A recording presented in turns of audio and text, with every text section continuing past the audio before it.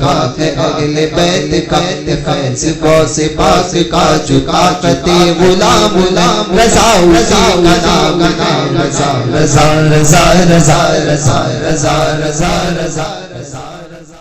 جن تعریفوں کے پل میری شان میں باندھے گئے ہیں لاجواب، میرا مولا مجھے اس قابل بنا دے۔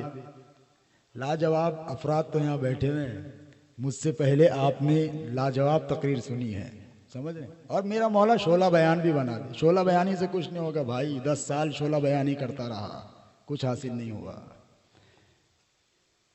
یاد رکھو جو نعرے ہم لگاتے ہیں، جو نعرے مارے جاتے ہیں، جیسا کہ نعرہ مارا گیا ہے، بہرحال اے عزیزوں، جو مقرر، جو عالم، اگر اس کے دل میں یہ تصور ہو کہ میرے لیے نعرے لگائے جائیں تو اس کے لیے یہ جائز نہیں ہے اور ریاکار ہے، سمجھ رہے ہیں؟ دوران تقریر کوئی مقرر اپنے دل میں یہ تصور کرے کہ یار میں نے اتنی اچھی بات کہی، نعرہ تو لگا ہی نہیں، یہ اس کا کہنا یا سوچنا یہ بھی جائز نہیں ہے، سمجھ رہے ہیں آپ؟ اسی لیے ڈاکٹر اقبال نے کہا تھا رہ گئی رسم اذاں روح بلالی نہ رہی، فلسفہ رہ گیا تلقین غزالی نہ رہی۔ عزیزان ملت اسلامیہ، جس سورہ مبارکہ کو میں نے اپنی تقریر کے لیے چنا ہوں، آپ میں سے بہت سے افراد کو وہ سورہ یاد ہوگا اور نماز میں پڑھتے بھی ہوں گے۔ اس کے حوالے سے کچھ معروضات پیش کروں گا۔ میرا مولا مجھے حق کہنے، آپ تمام حضرات کو حق سننے، سن کر اس پر عمل، دعوت عمل اور اسے زیادہ سے زیادہ عام کرنے کی توفیق رفیق عطا فرمائے۔ عزیزان ملت اسلامیہ، پروردگار عالم نے آپ کو مجھے اس خاکدان گیتی پر بھیجا تو بس یوں ہی نہیں بلکہ ایک مقصد کے تحت بھیجا ہے، ایک مقصد دیا گیا ہے، اس مقصد کو پورا کرنا ہے۔ اس مقصد کو میں سمجھانے کی کوشش کروں گا اور اس مقصد کو مکمل کرنے کے لیے کن کن چیزوں کی ضرورت ہے اور آج ہماری کمیاں کیا ہیں وہ بتانے کی کوشش کروں گا۔ میرا مولا میری گفتگو میں وہ تاثیر پیدا کرے کہ وہ آپ کے کانوں کے ذریعے آپ کے دلوں تک اترے اور کل یا ابھی سے آپ کی زندگی میں انقلاب پیدا ہو جائے۔ عزیزان ملت اسلامیہ، پروردگار عالم نے قرآن مقدس کو نازل کیا تمہاری میری ہدایت کے لیے۔ انبیاء کرام تشریف لائے ہماری ہدایت کے لیے۔ جب جب دنیا میں ظلم ہوا، جب جب دنیا میں گناہ عام ہوئے، جب جب دنیا کسی راہبر رہنما کی منتظر رہی، انتظار کرتی رہی، جب جب مظلوموں کی آہیں عرش معلیٰ سے ٹکراتی رہی، جب تک پروردگار عالم نے ہر ایک کے لیے، ہر مظلوم کے لیے، ہر آہ کے لیے، ہر دور میں اپنے نیک بندوں کو بھیجتا رہا۔ انبیاء آتے رہے، آدم آئے، نوح آئے، شیس آئے، موسیٰ آئے، ابراہیم آئے، اسماعیل آئے، اسحاق آئے، حضرت عیسیٰ علیہ السلام آئے۔ پروردگار عالم نے ہر دور میں انسانوں کی رہنمائی کے لیے نبیوں کی، جب پیارے مصطفیٰ تشریف لائے آخری پیغمبر بن کر کے، اب آپ کے بعد کوئی پیغمبر جلوگر ہونے والا نہیں، آپ کے بعد کوئی نبی آنے والا نہیں، لیکن یا رسول اللہ آپ کے بعد کوئی پیغمبر جلوگر نہیں ہوگا، آقا آپ کے بعد کوئی نبی نہیں آئے گا، لیکن آقا قیامت کو ابھی بہت دن ہیں، قیامت کو ابھی بہت صدیاں ہیں، یا رسول اللہ آپ آخری پیغمبر بن کر کے آئے ہیں، گناہ تو ہوتے رہیں گے، شیاطین تو ختم نہیں کر دیے گئے ہیں، آقا آپ تشریف ظاہری طور پر لے کر چلے جائیں گے، گناہ ہوتے رہیں گے، مظلوموں پر ظلم کیا جاتا رہے گا، اور لوگ کسی رہنما کے انتظار میں رہیں گے، کسی رہبر کے انتظار میں رہیں گے، لوگ انتظار میں رہیں گے کوئی تو آئے ہماری اصلاح کرے، کوئی تو آئے جو ہمارے معاشرے کے بگاڑ کو دور کرے، کوئی تو آئے ہمارے درد دل کو دور کرے، کوئی تو آئے ہمارے غموں کا درما بن کر کے آئے، غم کا علاج بن کر کے آئے، کوئی تو ہمارے چہروں پر مسکراہٹ دینے والا آئے۔ وہ اگر ویڈیو چل رہی ہوگی تو بند کر دے بیٹا، اللہ کے واسطے مجھ کو غصہ مت دلاؤ، اللہ کے لیے ویڈیو مت نکالو، آڈیو آپ کرو، سمجھیں؟ تو انسان ہر دور میں جب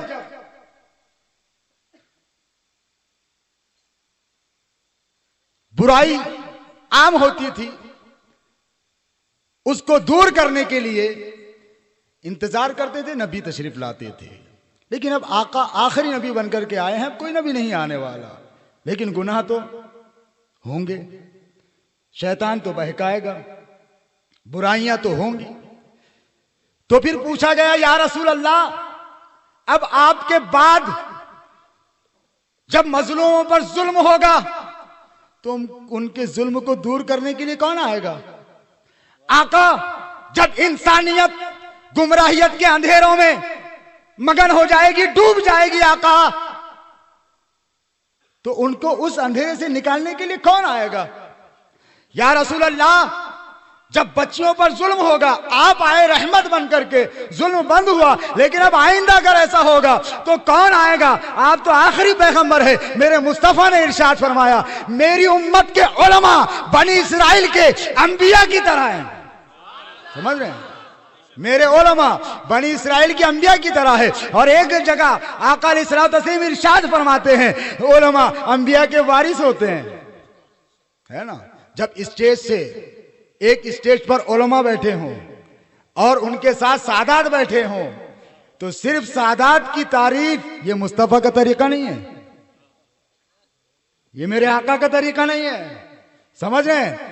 امام حسن بیٹھے ہوئے ہیں، حسین بیٹھے ہوئے ہیں، مولا علی بیٹھے ہوئے ہیں، مصطفیٰ تعریف کر رہے ہیں صدیق اکبر کی، سمجھ رہے ہیں؟ تعریف کر رہے ہیں عثمان غنی کی، تعریف کر رہے ہیں فاروق اعظم کی، پھر نمبر آ رہا ہے مولا علی کا، پھر نمبر آتا ہے چوتھے نمبر پر کون؟ مولا علی، پھر بعد میں نمبر آتا ہے امام حسن و حسین۔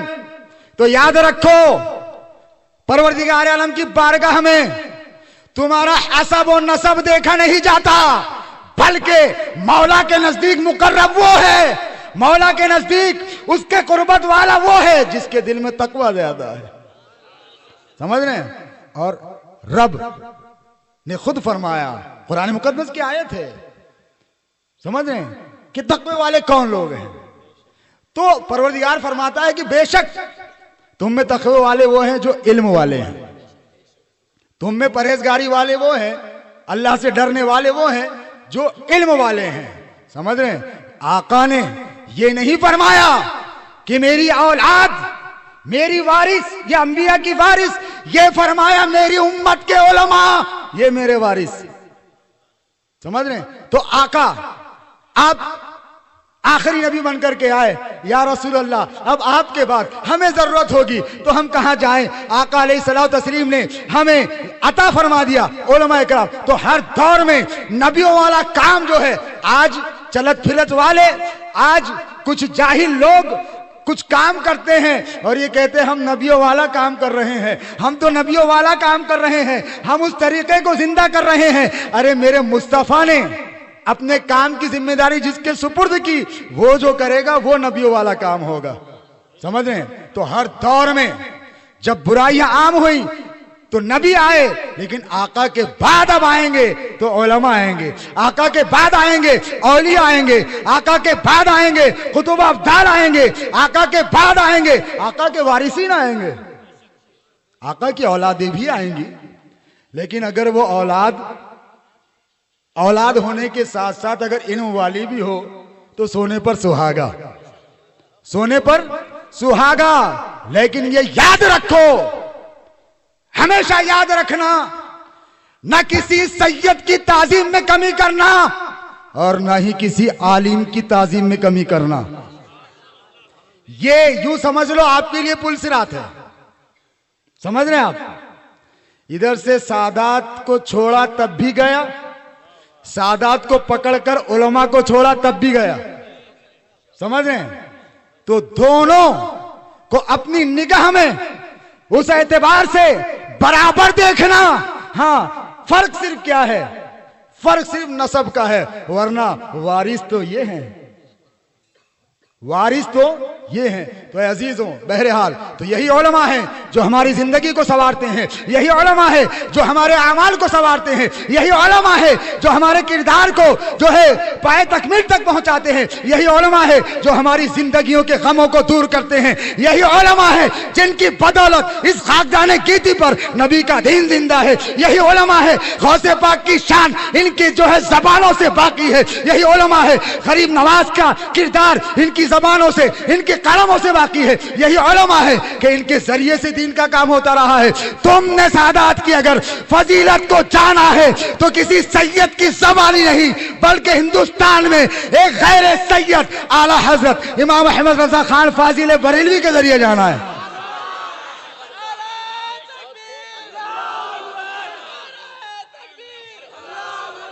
اسی لیے اس دور کے, اسی لیے اس وقت کے سادات میں سب سے بڑی خانقاہ کے جو سادات تھے, اللہ اکبر, انہوں نے کہا کہ بروز محشر مولا مجھ سے پوچھے گا کہ آل رسول کیا لایا, تو یہ نہیں کہا کہ اپنے ابا کو پیش کر دوں گا, یہ نہیں کہا کہ اپنے بیٹے کو پیش کر دوں گا, یہ نہیں کہا بلکہ کہا احمد رضا کو پیش کر دوں گا.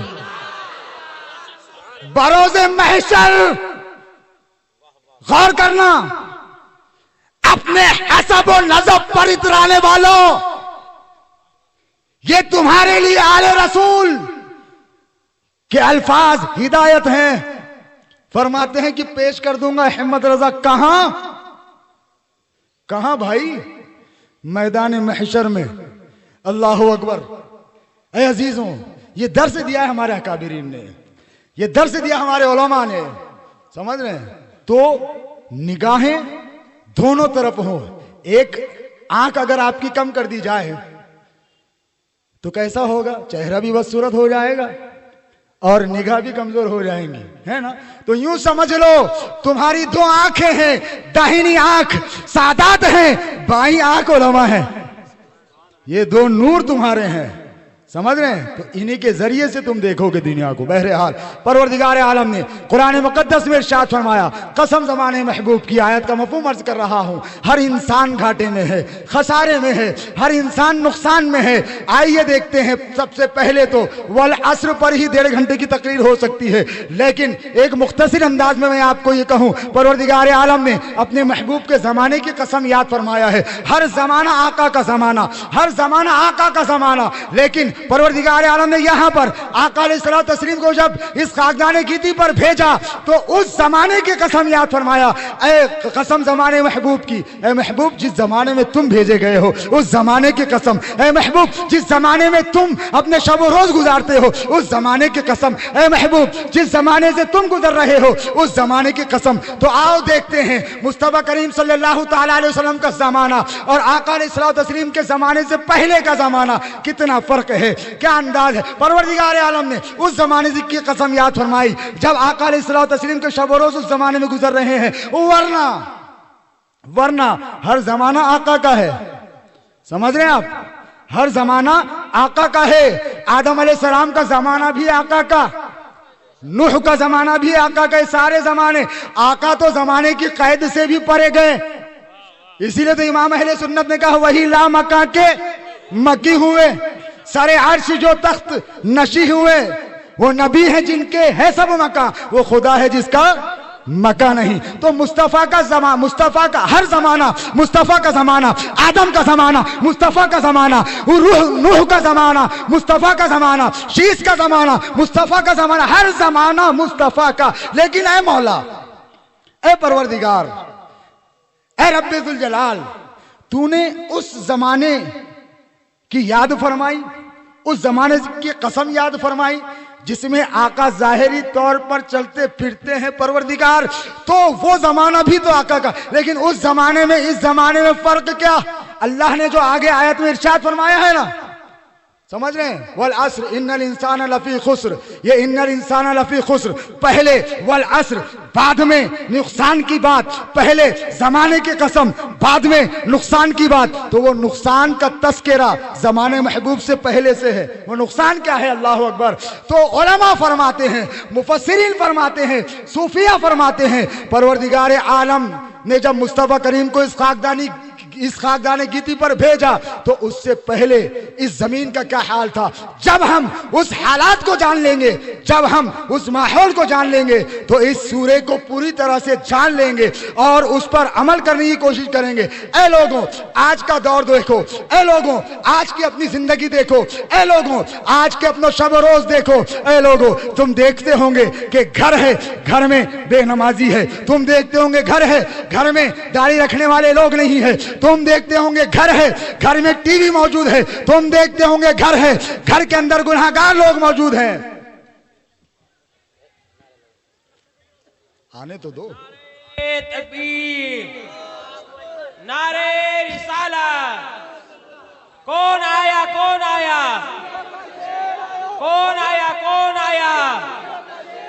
اولاد غوث اعظم، اولاد غوث اعظم، نعرے تکبیر، نعرے رسالت، مسلک اعلی حضرت، مسلک اعلی حضرت، بستی بستی کریا کریا، بستی بستی کریا کریا۔ آل رسول اولاد غوث اعظم کی چہرے کی زیارت کر کے جو مانگو گے، اگر تمہاری آواز میں سچائی ہے، دل میں واقعی میں درد ہے اور سچائی ہے، تو جو مانگو گے مل جائے گا۔ سمجھ رہے ہیں؟ بہرحال پروردگار عالم توفیق رفیق عطا فرمائے ہم سب کو۔ عزیزان ملت اسلامیہ، میں یہ بتا رہا تھا آقا علیہ الصلوۃ والتسلیم کی آمد سے قبل اس دنیا کے حالات کیا تھے۔ اب چونکہ میں نے اس بات کو اس لیے لایا ہوں کہ ربیع النور کا مہینہ بھی ختم نہیں ہوا ہے، آج 25 ربیع الاول شریف ہے شاید، یا 26ویں شب لگ چکی ہے شاید۔ تو بہرحال عزیزان ملت اسلامیہ، کیونکہ آپ اپنے آپ کو اس وقت تک نہیں پہچان سکتے، ایک مسلمان اپنے آپ کو اس وقت تک نہیں پہچان سکتا جب تک کہ نبی کی آمد سے قبل دنیا کے حالات کو وہ نہ جان لے، کیونکہ وہ یہ جانے گا جب کہ دنیا کے حالات کیا تھے، جہالت کا عالم کیا تھا، کیسے کیسے گناہ میں لوگ ڈوب چکے تھے، تو وہ جب ان گناہوں کو دیکھے گا اور آج اس سے وہ گناہ ہو گئے تو بچنے کی کوشش کرتا رہے گا۔ اور جب تک نبی کی زندگی کا مطالعہ نہ کر لے، جب تک آقا کی زندگی کو پڑھ نہ لے یا علماء کی زبانی سن نہ لے، اس وقت تو نہ سنور سکتا ہے، اس وقت نہ تیری دنیا سنور سکتی ہے، نہ تیری قبر نہ آخرت سنور سکتی ہے۔ پروردگار عالم نے اس ایک سورے کے اندر، سورۃ العصر کے اندر، وہ ساری فضیلتیں، وہ ساری نعمتیں تیرے لیے عطا کر دی۔ اگر اس سورے کو تو اپنی زندگی کے لیے مقصد حیات بنا لے، اپنا حیات کا مقصد بنا لے کہ میں پوری زندگی اس سورے پر عمل کرنے کی کوشش کروں گا، تو یاد رکھ اگر تو نے ایسا کر لیا، تیری دنیا بھی کامیاب ہوگی، قبر بھی اور آخرت بھی، کیونکہ اس کے اندر سب کچھ ہے۔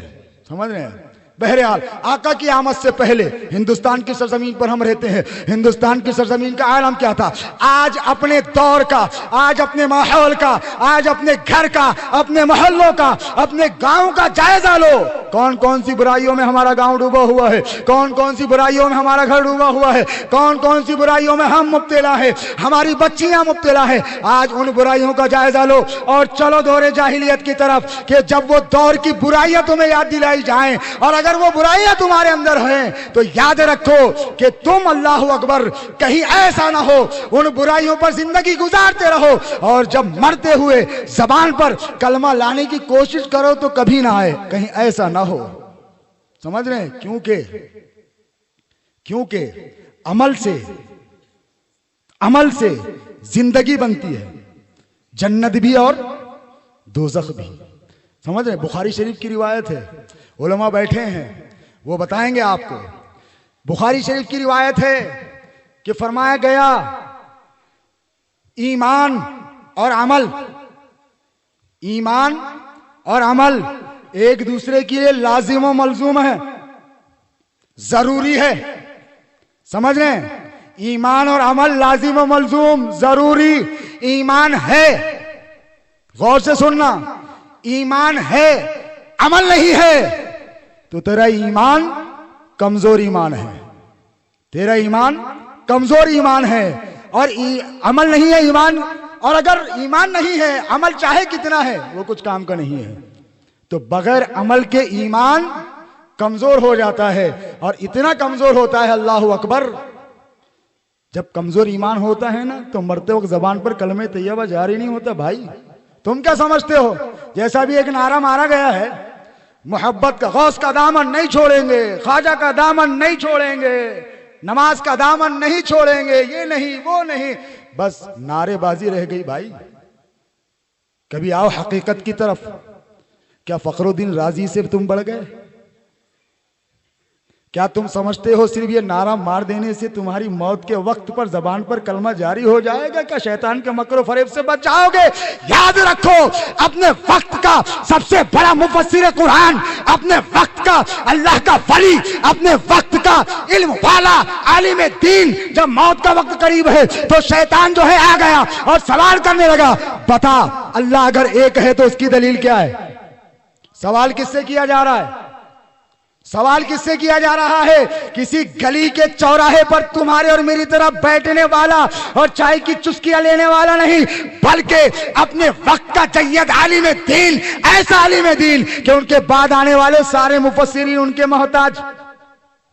عقائد کے باب میں فتح رضیہ شریف پڑھو، دیکھو اعلیٰ حضرت نے کتنے استدلال کیا ہے ان کی تفسیر سے، تفسیر کبیر سے. تو بہرحال میں یہ کہہ رہا ہوں کہ فخر الدین رازی ہیں 360 سوال کر دیا. کتنے سوال کر دیا؟ 360.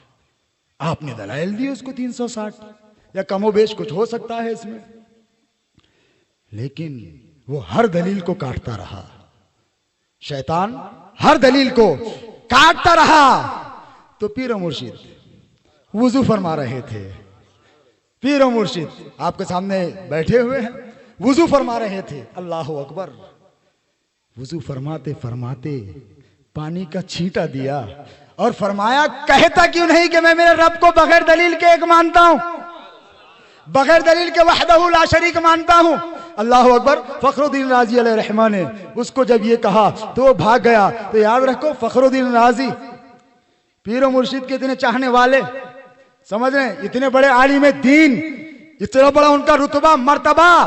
جب ابلیس وہاں آیا تو وہ جواب تو دیا انہوں نے، لیکن جب اس نے دلیل کا کاٹ کیا تو اب آخر میں اس کا جواب ان سے نہ بن سکا. پیر و مرشد کی مدد ہوئی. یاد رکھو فخر الدین رازی کی مدد ہوئی. تمہاری میری مدد ہو سکتی ہے یا نہیں اس کی کوئی گارنٹی نہیں. سمجھ رہے ہیں؟ تم کہو گے یار سید صاحب آپ تو پیر کی امداد کے انکاری ہم کو نظر آ رہے ہیں، آپ تو کچھ اور بولی بول رہے ہیں. تو میں میری بولی نہیں بول رہا، بلکہ میرے نبی نے جو فرمایا ہے وہ بول رہا ہوں. سمجھ رہے ہیں؟ ورنہ اچھا ایک بات بتاؤ کہ سب سے بڑا پیر کون؟ بولو جی، سب سے بڑا پیر کون؟ بولو نا یار. سارے پیروں کا پیر، سب سے بڑا پیر، ایسا پیر جس کے ہاتھ کو پروردگار عالم فرماتا ہے ید اللہ فوق ایدیہم، وہ پیروں کا پیر. اللہ اکبر. اور مرید کیسے؟ اس پیر کے مرید کیسے؟ آقا علیہ الصلوۃ والتسلیم کے مریدین صحابہ جن کا ذکر قرآن میں، جن کا ذکر حدیث میں، جن کے طریقے پہ چلنا آقا نے ہدایت کا ذریعہ بتایا، جن کے طریقے پہ چلنا آقا نے فرمایا وہ جنت کا طریقہ. اللہ اللہ. پیر مصطفیٰ کریم ہے اور مرید صحابی ہے. آقا کی بارگاہ میں تشریف لاتے ہیں، بار بار تشریف لاتے ہیں، بار بار تشریف لاتے ہیں. آقا ہر بار دیکھ کر کے مسکرا جاتے ہیں، لیکن مسکرانے کا سبب کسی نے کہا آقا اس لیے مسکراتے ہیں کہ تیرے چہرے پر ایک بال ہے داڑھی کا. آقا تیرے اس داڑھی کے بال کو دیکھ کر مسکراتے ہیں. ہو سکتا ہے کہ پسند نہ ہو. اللہ اللہ وہ اتنا سن کر کے اپنے چہرے کے باڑی کا وہ جو داڑھی کا جو ایک بال تھا اس کو اپنے ہاتھ سے جو ہے نکال لیتے ہیں. دوسری مرتبہ جب آقا کی بارگاہ میں پہنچتے ہیں مصطفیٰ کریم صلی اللہ تعالی علیہ وسلم اپنا چہرے انور پھیر لیتے ہیں. وہ صحابی جو اپنی مشکلوں کو دور کرنے کے لیے چہرے مصطفیٰ کی زیارت کر لیا کرتے تو ان کی مشکلیں دور ہو جایا کرتی. بیمار آقا کو دیکھ لیتا تو اچھا ہو جایا کرتا. اللہ اکبر. آقا علیہ الصلوۃ والتسلیم نے چہرے انور پھیر لیا ہے. صحابی عرض کرتے ہیں یا رسول اللہ روزانہ مجھے دیکھ کر مسکرایا کرتے ہیں آقا, آج کیا بات ہوئی ہے؟ آقا ارشاد فرماتے ہیں تیرے چہرے پر جو داڑھی کا ایک بال تھا وہ کل تک نظر آیا کرتا تھا, لیکن آج تیرے چہرے پر داڑھی کا وہ بال نہیں ہے, اس لیے میں ناراض ہوں. اللہ اکبر. اے عزیزوں دیکھو صحابی رسول ہیں, چہرے کے داڑھی کا بال انہوں نے اس نیت سے نہیں کاٹا جس نیت سے آج ہم کاٹتے ہیں, اس نیت سے نہیں نکالا جس نیت سے آج ہم نکالتے ہیں. نیت تو یہ تھی کہ آقا کہیں اس لیے مسکراتے ہو کہ ایک ہی بال ہے, نیت تو مصطفیٰ کو راضی کرنے کی تھی, لیکن تم اپنے چہرے کے داڑھی کا بال کاٹتے ہو تو کسی ہیرو کو راضی کرنے کے لیے, محبوبہ کو راضی کرنے کے لیے, دوست کو راضی کرنے کے لیے.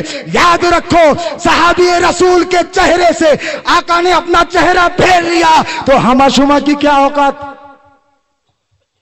تمہاری میری کیا حیثیت. تو جو اپنے چہروں سے داڑیاں مڑواتے ہیں وہ سبق حاصل کریں. سمجھ رہے ہیں؟ بہت ہو گئی نعرے بازی, بہت ہو گیا چیخنا چلانا.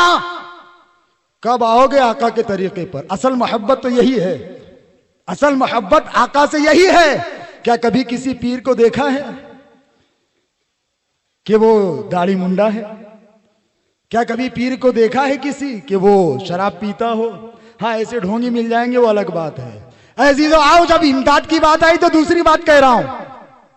حضرت ربیعہ بن کعب اسلمی, بخاری شریف کی روایت ہے, ربیعہ بن کعب اسلمی, سردی کا موسم ہے, آقا علیہ الصلوۃ والتسلیم وضو فرمانے کے لیے تشریف لے جا رہے ہیں. ربیعہ بن کعب اسلمی نے دیکھا سردی کا موسم ہے, آقا ٹھنڈا پانی لے رہے ہیں تو عرض کیا حضور میں پانی گرم کر کے لے کر آتا ہوں. اب وہ پانی گرم کر کے لے کر کے آئے, کہا آقا آپ اس گرم پانی سے وضو فرما لیں. آقا علیہ الصلوۃ والتسلیم نے گرم پانی سے وضو فرمایا. آقا علیہ الصلوۃ والتسلیم نے ارشاد فرمایا سل ربیعہ سل, مانگ ربیعہ. کیا مانگتا ہے؟ مطلق فرمایا, مطلق فرمایا. اگر ربیعہ بن کعب اسلمی اگر اس وقت جو مانگتے انہیں مل جاتا, کیونکہ مطلق فرمایا آقا نے سل ربیعہ. اب یہ تو علمی بات ہے, علماء اس کو سمجھائیں گے, لیکن آپ اسے یوں سمجھو آقا کے قبضے میں سب کچھ ہے, جو چاہیں جسے چاہیں جتنا چاہیں میرے آقا عطا فرما دیا کرتے ہیں. اسی لیے فرمایا سر ربیعہ, مانگ. ربیعہ کیا مانگتا ہے؟ تو ربیعہ بن کعب اسلمی رضی اللہ تعالیٰ عنہ عرض کرتے ہیں یا رسول اللہ صلی اللہ تعالیٰ علیہ وسلم میں جنت میں آپ کا ساتھ مانگتا ہوں آقا, میں جنت میں آپ کی رفاقت چاہتا ہوں آقا, آپ کا ساتھ چاہتا ہوں. آقا نے فرمایا ربیعہ وہ تو تجھے دیا, وہ تو تجھے ملا, اور مانگ کیا مانگتا ہے؟ کہا آقا بس میرے لیے یہی کافی ہے. اگر ہم جیسا ہوتا, اگر ہم جیسا آج لالچی ہوتا دنیا مانگ لیتا, آقا گھر دے دو, آقا دولت دے دو, بہرحال. لیکن صحابہ کی نگاہ کہاں تھی؟ وہ جانتے تھے آقا کا ساتھ مل گیا تو دنیا بھی مل گئی, قبر سے چھٹکارا بھی مل گیا, اور آخرت میں آقا کا سہارا بھی مل گیا. بولو آقا سے بڑا کوئی پیر؟ بولو بولو نہیں. صحابی سے بڑا کوئی مرید نہیں. آقا نے فرمایا جنت میں میرا ساتھ ملا, لیکن اے ربیعہ سن. علماء توجہ دیں اس بات پر. کہا اے ربیعہ سن, آقا نے تو فرما دیا کہ جنت تجھے ملی, جنت آقا کے قبضے اختیار میں. اللہ اکبر. جنت کے حوالے سے میرے اعلی حضرت امام اہل سنت مجدد دین و ملت کنز الکرامت الشاہ امام احمد رضا خان فاضل بریلوی رضی اللہ تعالیٰ عنہ کیا خوب ارشاد فرماتے ہیں, جن کے تلووں کا دھون ہے آب حیات, جن کے تلووں کا دھون ہے آب حیات ہے, وہ جانے مسیحا ہمارا نبی. تو جنت تو میرے آقا کے تلووں کے دھون سے خوبصورت ہوئی ہے جی, سمجھ رہے ہیں؟ تو آقا فرماتے ہیں غور کریں, آقا فرماتے ہیں ربیہ جنت نے میرا ساتھ دیا, جنت عطا کیا, لیکن اے ربیہ نمازوں کی پابندی سے, آسان کرنے کے لیے سمجھا رہا ہوں, نمازوں کی ادائیگی کرتا رہے, نمازوں کی پابندی کرتا رہے اور میری مدد کرتا چل, میری مدد کرتا چل. یعنی کہ میں نے جو تجھے جنت عطا کیا ہوں, میرے اس فرمان کی لاج رکھنا ہے ربیہ, کبھی بے نمازی نہ ہونا. تو اپنے پیر کی دیکھو, پیر مرید سے پہچانا جاتا ہے, سمجھ رہے ہیں, بیٹے سے باپ پہچانا جاتا ہے, بیٹے کی عادتیں پھر پہچانا جاتا ہے, گھر کیسا ہوگا, خاندان کیسا ہوگا, اخلاق کیسے ہوں گے, بیٹے کی جو بولی سمجھ جاتے کہ گھر میں یہی بولی ہوگی, بیٹے کے منہ سے گالی سمجھ جاؤ گے. چھوٹا بچہ ہے 4 سال کا, اپنے گھر سے نکلا, گالی بکے, آپ کہو گے ہو سکتا ہے اس کے گھر میں یہی ماحول ہو, یہی ذہن و فکر میں سوال آتا ہے, سمجھ رہے ہیں. تو مرید اپنے پیر کی پہچان ہوا کرتا ہے, مریدین سے پیر پہچانے جاتے ہیں کہ مرید کیسا ہے تو پیر کیسا ہوگا. تو اپنے پیر کو گناہ کر کے بدنام نہ کرو, اپنے پیر کو نمازیں چھوڑ کے بدنام نہ کرو. تمہارا پیر تو متقی ہے, تمہارا پیر تو پرہیزگار ہے, تمہارا پیر تو پروردگار عالم کا مقرب بندہ ہے, تمہارا پیر تو غوث پاک کی اولاد ہے, لیکن تم نے بدعمالیاں کر کر کے اپنے پیر کو بدنام کر دیا ہے. اسی لیے آقا نے فرمایا اے ربیہ نمازوں کے ذریعے سے میری مدد فرمانا. بہرحال اے لوگوں, آقا کی آمد سے قبل دنیا کا بڑا برا حال تھا, آقا کی آمد سے قبل دنیا میں بڑے گناہ عام تھے. ایسے تھے ہندوستان کی سرزمین کے اندر بچیوں کے ساتھ کیا معاملہ ہے آپ سنتے رہتے ہوں گے, جو ہے بوڑھوں کے ساتھ کیا معاملہ تھا آپ سنتے رہتے ہوں گے. چند مثالیں میں آپ کے سامنے دوں گا. اور یونان کی سرزمین پر, ایران کی سرزمین پر, عرب کی سرزمین پر لوگوں کے ساتھ کیا ظلم و بربریت کا بازار گرم کیے ہوئے تھے ظالم. آقا علیہ السلام تشریف لائے, ظلم ختم ہوا. آقا تشریف لائے, بچیوں کو دفن کرنا ختم ہوا. آقا تشریف لائے, ستی کی رسم ختم ہوئی. آقا تشریف لائے, گمراہیت کے اندھیرے میں ڈوبی ہوئی انسانیت کو رہنما مل گیا. آقا تشریف لائے, رحمت للعالمین بن کر کے تشریف لائے. اے لوگوں جانتے ہو آقا کی آمد سے قبل بچی پیدا ہوتے ہی اسے دفن کر دیا جاتا تھا یا اس کا گلا گھوڑ دیا جاتا تھا. جانتے ہو آقا کی آمد سے قبل بچی کی پیدائش کو منحوس سمجھا جاتا تھا. جانتے ہو آقا کی آمد سے قبل کمزوروں کو دنیا میں جینے کا حق نہیں تھا. جانتے ہو آقا کی آمد سے قبل جب ایک بیوی کا شوہر مر جائے تو اسے ستی کی رسم ادا کرنی ہوتی تھی. جانتے ہو آقا کی آمد سے قبل اللہ اکبر شوہر اپنی بیوی کو طاقتور کے پاس رات گزارنے کے لیے بھیجتا تھا کہ میری بیوی وہاں رات گزارے گی تو اس کا حمل ٹھہرے گا تو طاقتور بچہ پیدا ہوگا, اور جب وہ بچہ پیدا ہوتا تو اس پر فخر کیا جاتا کہ میں ایک طاقتور بیٹے کا باپ ہوں, اور میں جو ہے میرا بیٹا اس کے نطفے سے پیدا ہوا ہے جو ہمارے محلے کا, ہمارے شہر کا سب سے طاقتور آدمی ہے. اللہ اکبر. دنیا گناہوں کے دلدل میں پھنسی ہوئی تھی, دنیا گمراہیت کے اندھیرے میں گھری ہوئی تھی. ہر انسان ایک دوسرے کے انسان کے خون کا پیاسا تھا. کچھ لوگ تھے جو پروردگار عالم کی وحدانیت پر یقین رکھتے تھے, لیکن بہت زیادہ وہ تھے جو گمراہیت کے اندھیرے میں ڈوبے ہوئے تھے. اللہ اکبر. مصطفیٰ تشریف لائے, یہ ساری برائیاں ختم ہوئی. جانتے ہو جب مصطفیٰ تشریف لائے پورا سال پورے ملک عرب میں پروردگار عالم نے کسی کے گھر بیٹی دیا ہی نہیں, سب کو بیٹے. آقا کی آمد کی برکت سے یہ ساری برائیاں مٹی ہے. اور جب آقا اس خاکدان گیتی سے تشریف لے گئے تو جانے سے پہلے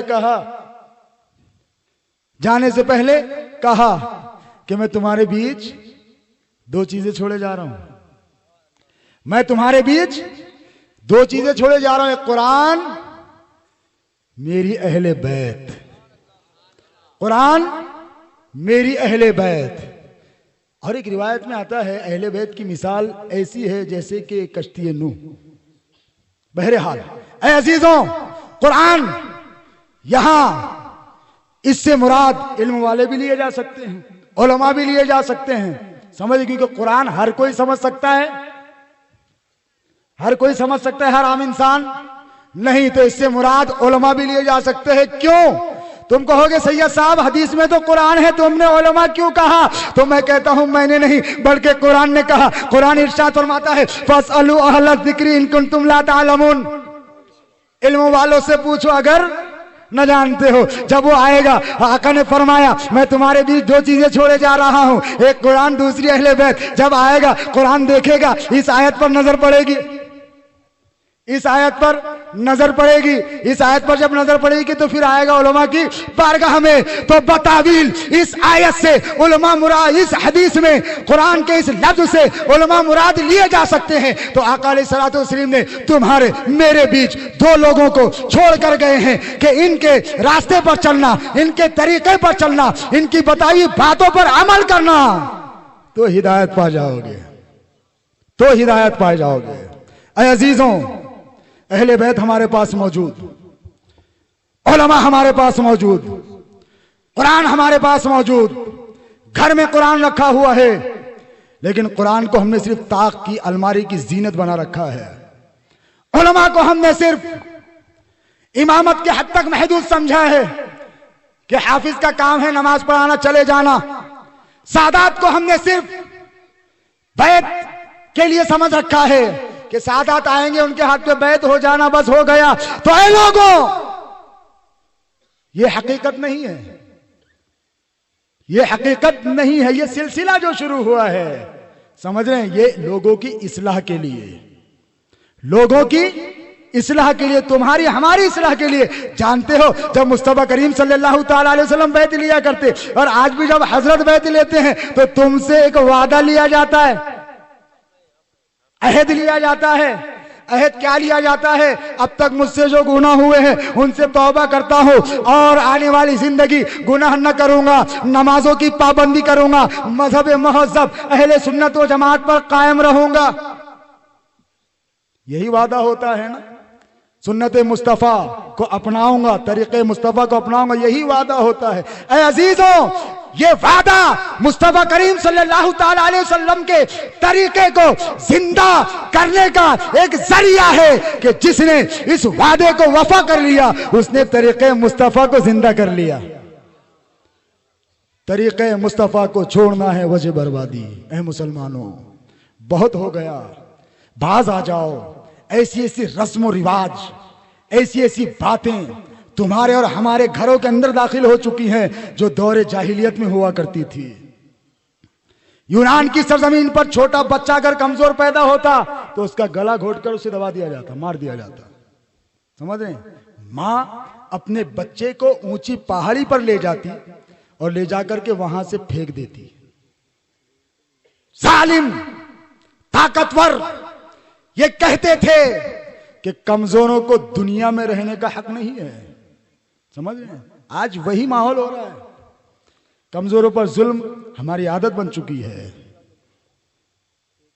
نیکیوں کو چھوڑنا ہماری عادت بن چکی ہے. اسی لیے پروردگار عالم نے فرمایا ہے قسم زمانے محبوب کی ہر انسان خسارے میں ہے. اگر تمہیں خسارہ, نقصان, گھاٹا اس کے حوالے سے پوچھا جائے گا کہ تم گھاٹا کس کو سمجھتے ہو, کہو گے کہ مولانا دکان نہ چلے یہ گھاٹا ہے, مولانا بے برکتی ہو جائے یہ گھاٹا ہے, مولانا ہمارا گھر ٹوٹ جائے یہ گھاٹا ہے, مولانا ہمارا جسم کمزور ہو جائے یہ گھاٹا ہے. یاد رکھو ہر انسان گھاٹے میں ہے. کیا مطلب؟ اللہ اکبر, جس کا ایمان کمزور ہے وہ گھاٹے میں ہے, جو یہ بے ایمان ہے وہ گھاٹے میں ہے, جو عمل سے دور ہے وہ گھاٹے میں ہے. تم تو کہو گے کہ سید صاحب آیت میں تو یہ ہے, آیت میں تو یہ ہے الا الذین آمنوا, ہر انسان گھاٹے میں ہے مگر جو ایمان لائے وہ گھاٹے سے بچ گئے, مگر جو ایمان لائے وہ گھاٹے سے بچ گئے. تم کہو گے ہم ایمان لائے, ہم سنی صحیح العقیدہ ہے, تو اس آیت کے اندر ہم تو گھاٹے سے بچ گئے. میں کہوں گا نہیں, ایمان لایا, کلمہ پڑھا, لیکن نقصان سے نہیں بچا. تو تم کہو گے سید صاحب اب کیا کروں, تو میں کہوں گا آگے پڑھ, میں کہوں گا آگے پڑھ. اگر یہی مکمل گھاٹے سے بچنا ہوتا تو آگے یہ نہیں فرمایا جاتا. اور میں کہوں گا الا الذین آمنوا کو اگر سمجھنا چاہتا ہے تو قرآن مقدس کی اس آیت کو بھی یاد کر. پروردگار عالم نے فرمایا یا ایھا الذین آمنوا آمنوا, کیا فرمایا؟ یا ایھا آمنو آمینو، فرمایا اے ایمان والو ایمان لاؤ. عجیب بات، غور کرنا. ایمان والے سے کہا جا رہا ہے ایمان والے ایمان لا. اس کو اور کھل کر کے سمجھنا چاہتے ہو تو ایک اور آیت پیش کرتا ہوں. پروردگار عالم ارشاد فرماتا ہے یا ایھا الذین آمنوا ادخلوا فی السلم کافہ، اے ایمان والو پورے کے پورے مکمل اسلام میں داخل ہو جاؤ. اب تم کہو گے اے ایمان والو ایمان لاؤ، ہم نے کلمہ پڑھا لا الہ الا اللہ محمد رسول اللہ. اے اللہ تو ایک ہے، تیرا کوئی شریک نہیں، محمد تیرے رسول ہیں صلی اللہ تعالی علیہ وسلم. اے پروردگار اب ہم نے تو ایمان لا لیے، اب تو کس ایمان کی بات کر رہا ہے؟ کون سے ایمان کی بات کر رہا ہے؟ یا ایھا الذین آمنوا آمنوا، اب ہم کون سا ایمان لائے؟ اللہ اللہ. مفسرین فرماتے ہیں یہاں ایمان لانے سے کون سا ایمان مراد ہے؟ تو فرمایا کہ ایمان لاؤ جس طرح میرے نبی کے صحابہ ایمان لائے. کس طرح ایمان لانا ہوگا؟ جس طرح صدیق اکبر ایمان لائے. کس طرح ایمان لانا ہوگا؟ جس طرح فاروق اعظم ایمان لائے. کس طرح ایمان لانا ہوگا؟ جس طرح عثمان غنی ایمان لائے. کس طرح ایمان لانا ہوگا؟ جس طرح مولا علی حسن مجتبی حسین شہید کربلا رضوان اللہ اجمعین ایمان لائے. وہ سچا ایمان، وہ حقیقی ایمان، تمہارا میرا ایمان اس ایمان کے سامنے کچھ نہیں، کمزور ایمان. تو اس لیے پروردگار نے فرمایا اے ایمان والو، یعنی تم اور ہم جیسے گناہگار خطا کار، ہم سے کہا جا رہا ہے ایمان والو ایمان لاؤ جس طرح میرے نبی کے بولو صحابہ ایمان لائے. تو اے مریدین تم سے کہا جا رہا ہے ایمان ایسے لاؤ. جب اپنے پیر کے ہاتھ پر عہد کرو، وعدہ کرو، تو وعدہ ایسے کرو جیسے نبی کے صحابہ نے کیا تھا. سمجھ رہے ہیں؟ وعدہ ایسا کیا تھا، اس کو وفا کیسا کیا؟ اللہ اکبر. کہ حسن یوسف پہ کٹی مصر میں انگشت زنا، اور سر کٹاتے ہیں تیرے نام پہ مردان عرب صحابہ کرام. سمجھ رہے ہیں؟ تو اے عزیزوں، آج ہم میں صرف نعرے بازی، ہم میں صرف زبانی بکواس، ہم میں صرف بڑی بڑی اونچی باتیں، ہم میں صرف ایک دوسرے کے تعلق سے دل میں بغض، ہم میں صرف والدین کے سامنے اونچی آواز میں بس یہی رہ گیا ہے.